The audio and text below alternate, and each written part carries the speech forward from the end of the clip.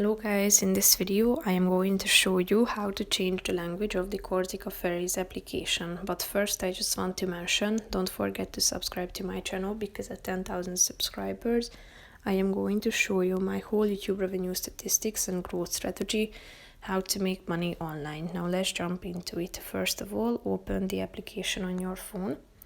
After that you should tap on the My Account button down below, which is the third option. After that you should tap on this menu icon in the upper right corner of the screen. Scroll down and tap on the last button, which is change language. As you scroll down you can see that you have 4 options here. The first one is French, then Italian, English and German.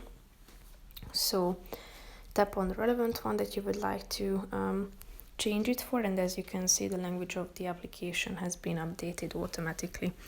So that's pretty much it for this video guys. See you in the next one. Bye bye.